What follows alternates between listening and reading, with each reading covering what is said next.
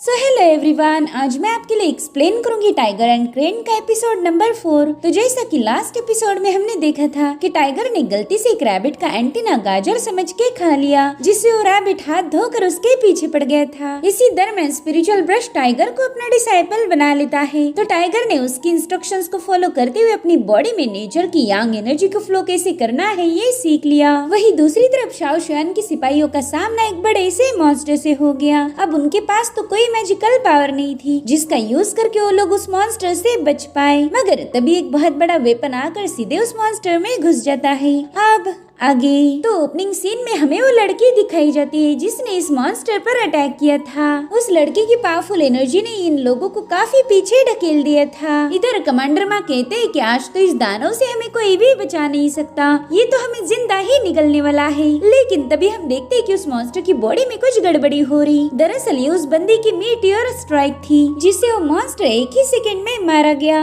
अभी सभी लोग उस लड़की की तारीफ करने लगे। वो कह रहे थे, डीमन मास्टर, हमारी जान बचाने के लिए आपका बहुत बहुत शुक्रिया। जिस पर वो लड़की कहने लगी कि तुम्हारा मेन रोड आगे है और उस रास्ते पर ढेर सारे मॉन्स्टर्स हैं, तो पहला मुझे जाकर उन्हें खत्म करना होगा। जिसके बाद वो बंदी तुरंत ही वहाँ से चली गई। अब अगले सीन में हम देखते हैं टाइगर को जो कि एक कार्ट को पुल कर रहा था। साथ ही हम देख पाते हैं कि उसके पाँव पर अपने आप कुछ रॉक्स चिपक रहे थे जो कि इतने ज्यादा हेवी है कि टाइगर को उनसे तकलीफ होने लगी। और तभी स्पिरिचुअल ब्रश ने उसे डांटना शुरू किया। वो कहते हैं, बच्चे आखिर तुम इतने आलसी कैसे हो सकते हो यार, इन पत्थरों का वजन तो कुछ भी नहीं। उतने में ही शाओ शुआन स्पिरिचुअल ब्रश से पूछने लगा कि मास्टर, आखिर हम इस टाउन से क्यों गुजर रहे हैं? यहाँ पर तो हमारा कोई काम है ही नहीं। हमारा टारगेट है इंपीरियल सिटी जाकर इस बंदे की बॉडी से रेड पर्ल को रिमूव करना। जिस पर स्पिरिचुअल ब्रश जवाब देते हुए कहने लगा कि ट्रेजर टाउन में एक मेरा पुराना दोस्त रहता है, तो मैंने सोचा क्यों ना यहाँ से गुजरते वक्त उससे भी मुलाकात की जाए। वैसे भी इस बच्चे की वजह से हमारे कितने दिन बर्बाद हो गए, तो एक दिन और लेट हो गए तो क्या हुआ।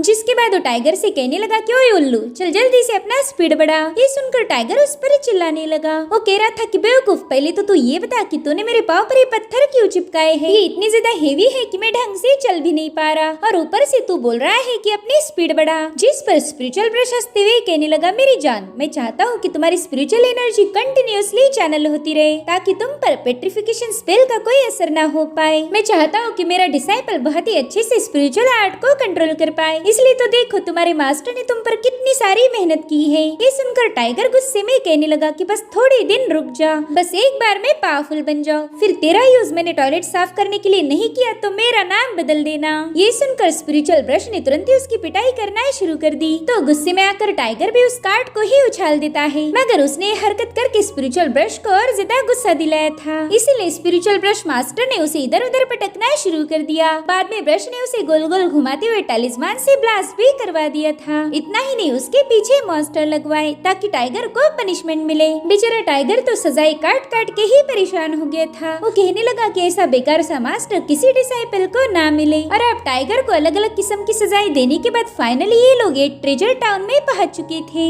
अब वहाँ पर हम एक बंदी को देखते हैं जिसने लड़के जैसे कपड़े पहने हुए थे। वो कहती कि फाइनली मैं इस टाउन में पहुँच गई। फादर को घर वापिस आने में अभी भी थोड़ा सा वक्त बाकी है, तो क्यों ना तब तक मैं डीमन मास्टर अरीना में जाकर एक टास्क पूरा कर लूं। वहाँ के अंडरग्राउंड अरीना में कॉम्पिटिशन्स होते रहते हैं, तो मैं वहाँ पर पार्टिसिपेट करके मेरे हाल ही में सीखे हुए टेक्निक का यूज कर सकती हूँ। अब उसी एरिया में टाइगर और शाओ शुआन भी पहुँच चुके थे। टाइगर तो उस टाउन को देखकर काफी ज्यादा खुश हो गया। वो कहते, वाह, ये टाउन तो बहुत ही ज्यादा प्यारा है, यहाँ पर कितनी सारी खाने पीने की चीजें रखी है। इधर शाओ शुआन को एक परिंदा आकर पैगाम दे देता है, तो टाइगर को बताने लगा कि तुमने पिछली बार एक बंदे का नाम लिया था, इसलिए मैंने उसे ढूंढने की कोशिश की, मगर फिलहाल तो वो बंदा मुझे नहीं मिला। मगर कोई नहीं, मेरे लोग कुछ दिन और उसकी तलाश करेंगे। ये सुनकर टाइगर तो एक जगह पर रुक गया था और फिर वो इमोशनल होकर कहने लगा कि मेरे लिटिल शाओ शुआन, मैंने तो तुम्हें बेरहम, बेमुरव्वत, धोखेबाज, कमीना इंसान समझा था, मगर तुम तो बहुत ही ज्यादा अच्छे हो यार। तुम मेरे खोए हुए लोगों को ढूंढने में मेरी हेल्प कर रहे। मैंने कभी नहीं सोचा था कि तुम मेरी इतनी ज्यादा फिक्र करते हो, इसलिए आज के बाद तुम मेरे बेस्ट फ्रेंड। अगर तुम्हें कभी भी मेरी जरूरत हो तो बिल्कुल भी शर्माना मत, ओके? मैं तुम्हें बचाने के लिए किसी भी खतरे से गुजर जाऊंगी। पाऊंगा। हालांकि शाओ शुआन को पता था कि टाइगर का प्यार तो बस कुछ पलों के लिए रहता, थोड़ी देर बाद ही दोबारा से मुझे गालियां देना शुरू करेगा।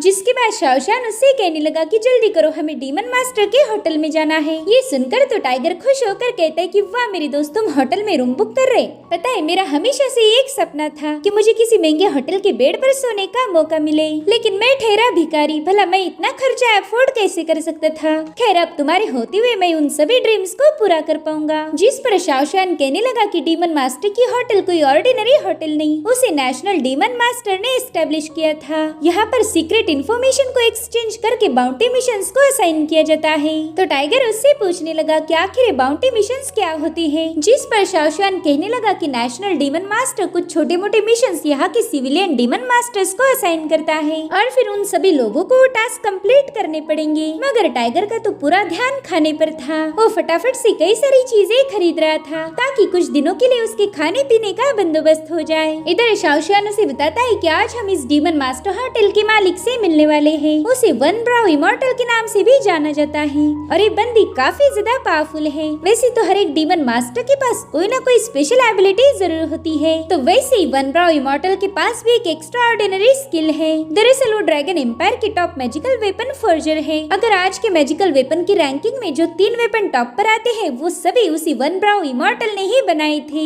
इसलिए हमारे स्पिरिचुअल मास्टर चाहते हैं कि हम इस इमॉर्टल से मिलके ही आगे बढ़े। उससे हम तुम्हारे लिए एक मैजिकल वेपन भी फोर्ज करके ले सकते हैं। और अब ये लोग डीमन मास्टर होटल के सामने पहुंच चुके थे। टाइगर कहते लिटिल शाओ शुआन, अगर मुझे इस इमॉर्टल ने फोर्ज किया हुआ वेपन मिला तो मैं भी तुम्हारे जैसा डीमन मास्टर बन जाऊंगा। वेल मैं तो फिर तुमसे भी बेहतर बन सकता हूँ। ओए होए, ये सब सोच के मुझे गुदगुदी हो रही। जिस पर शाओ शुआन कहता है कि बच्चे तुमने इतने जल्दी खुश नहीं होना चाहिए, क्योंकि वन ब्राउ इमॉर्टल से वेपन्स फोर्ज करके लेना उतना आसान काम बिल्कुल नहीं। वो सिर्फ तभी तुम्हें वेपन फोर्ज करके देगी जब तुम उसको इम्प्रेस करो। अगर तुम्हें काम नहीं कर पाए तो फिर तुम्हें बिना वेपन्स का ही रहना होगा। और अब हमें डीमन मास्टर इन के अंदर का नजारा दिखाया गया, जहाँ का माहौल बहुत ही ज्यादा जोशीला था। और तभी एक सर्वेंट शाओ शुआन को बताने लगी कि उस पवेलियन में हमारी वन ब्राउ इमॉर्टल बैठती है, प्लीज मेरे साथ चलिए, मैं उनसे आपकी मुलाकात करवाती हूँ। जिस पर शाओ शुआन कहने लगा कि फिलहाल यहाँ पर मैचेस हो रहे हैं, तो क्यों ना मैं ड्यूल खत्म होने के बाद ही उनसे मिलने जाऊँ, तब तक वो भी पूरी तरह से फ्री हो जाएगी।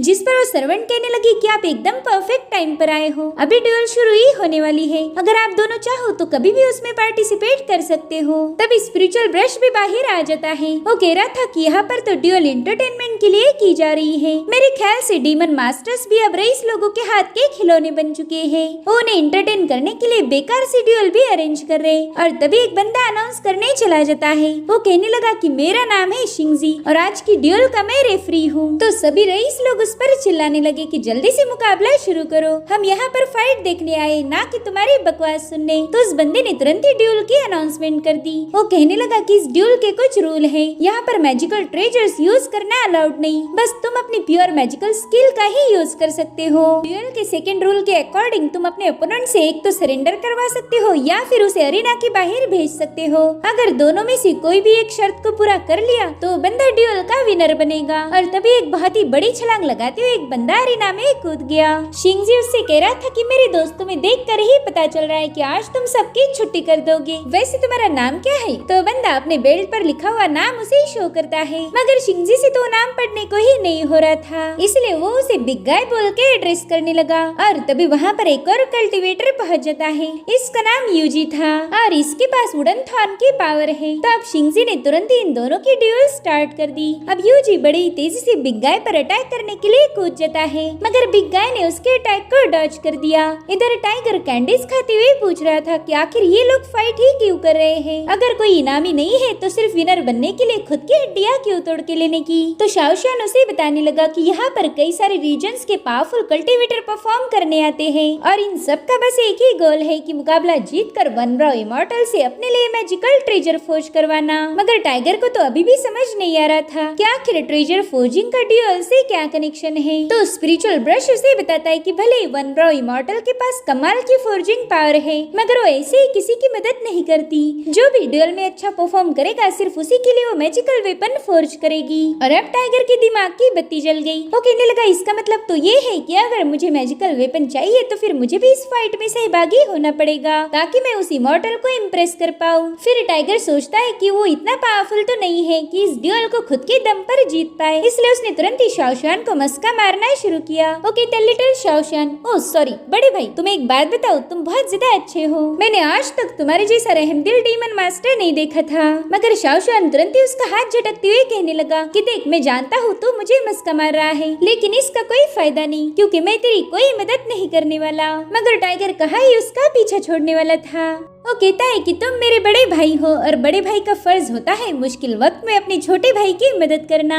जिस पर शाओशान कहने लगा कि तुम्हारे पास ऑलरेडी मास्टर है, तो तुमने उससे मदद मांगनी चाहिए। मगर टाइगर को स्पिरिचुअल ब्रश से कोई उम्मीद नहीं थी, इसलिए वो कहता है कि एक काम करो, मुझे कोई ऐसा बंदा ढूंढने में मदद करो जो मेरी हेल्प करेगा। लेकिन शाओशान इसके लिए भी मना कर देता है। वो कहने लगा कि तुम एक चोर हो जिसने रेड पर्ल जैसे अनमोल खजाने को चुराया था, इसलिए मैं तुम्हारी कोई मदद नहीं कर सकता। तो टाइगर भी उसे गुस्से में चैलेंज करता है कि वो कुछ भी करके वन ब्राउ इमॉर्टल से उसके लिए मैजिकल वेपन जरूर से फोर्ज करवाएगा। वहीं दूसरी तरफ परिणाम में यूजी ने अपने कई सारे टैलिस्मान बिग गाय के हाथ पर चिपका दिए थे। साथ ही उसने अपने वुडन थॉर्न से उसे जकड़ लिया। वो कह रहा था कि बिग गाय, तुम इतने पावरफुल नहीं हो कि मेरे थ्रोन्स को आसानी से ब्रेक कर पाओ, इसलिए अब जल्दी से अच्छे बच्चे बनकर मेरे सामने सरेंडर कर दो, वरना बेवजह पीटे जाओगे। मगर बिग गाय ने तुरंत ही अपने पावर्स को एक्टिवेट करके उन सारे टैलिस्मान को जला दिया। अब उन्हीं टैलिस्मान से उसने कुछ रॉक्स बना लिए थे। इधर बिग गाय की पावर देखकर तो यूजी काफी ज्यादा शॉक हो गया और अब बिग गाय के रॉक्स उस पर अटैक करना शुरू कर देते हैं, जिससे वो यहाँ से वहाँ जंप लगाते हुए बचता जा रहा था।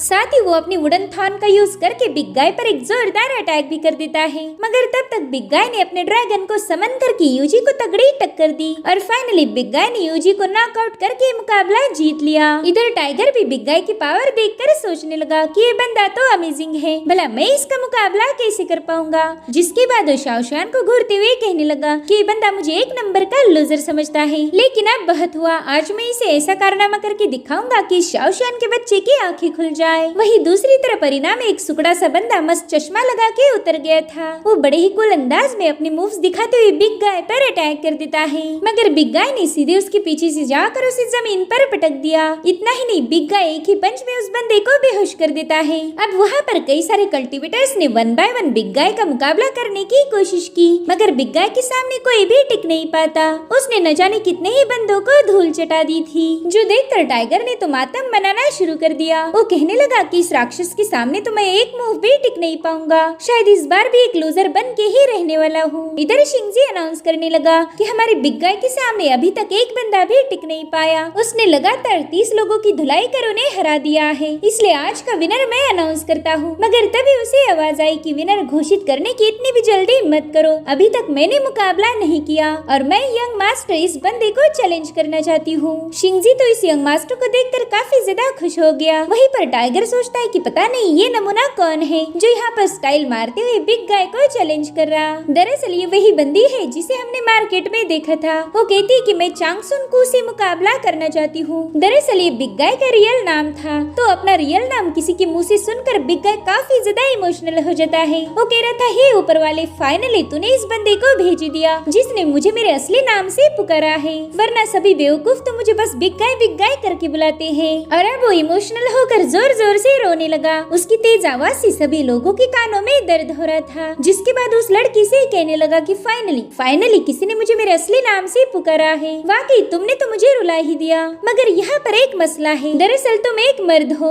इसलिए मेरे क्लैन के रूल्स के अकॉर्डिंग सभी मर्दों को एलिमिनेट करना ही मेरा फर्ज है। जिसके बाद वो अपने दोनों हाथों से उस बंदी पर अटैक कर देता है। वो अटैक इतना ज्यादा जबरदस्त था कि जिससे वहाँ का फ्लोर ही क्रैक हो जाता है। मगर समय रहते वो बंदी बिग गाय की पीठ पर सवार हो चुकी थी, जो देखकर बिग गाय भी काफी ज्यादा चौंक गया। उसे समझ नहीं आ रहा था कि इस बंदे ने इतनी जल्दी मूवमेंट कैसे कर ली। और अब वो तुरंत ही बिग गाय से दूर हट जाती है। वो कहने लगे कि तुम ये मुकाबला हार चुके हो। ये सुनकर बिग गाय काफी ज्यादा भड़क गया। अब वो बड़ी तेजी से उसकी तरफ अटैक करने के लिए दौड़ लगा देता है, मगर उस बंदी ने पहले उसकी पीठ पर एक टैलिस्मान ऑलरेडी चिपकाया हुआ था, जो तुरंत ही ब्लास्ट होकर बिग गाय को नॉकआउट कर देता है। अब इस बंदी के मैजिक को देखकर शाओशान भी थोड़ा सा शॉक हो जाता है। वो सोचने लगा कि ऐसा मैजिक तो बस जाओ फैमिली के पास है। मेरे ख्याल से ये कोई जाओ फैमिली की मेंबर ही हो सकती है। वेल, शाओशान ने पहले ही पहचान लिया था कि ये कोई लड़का नहीं बल्कि लड़की है। और अब ड्यूल दोबारा से ओपन हो गई। जो भी इस बंदी को हराएगा वो मुकाबले का विनर बनेगा।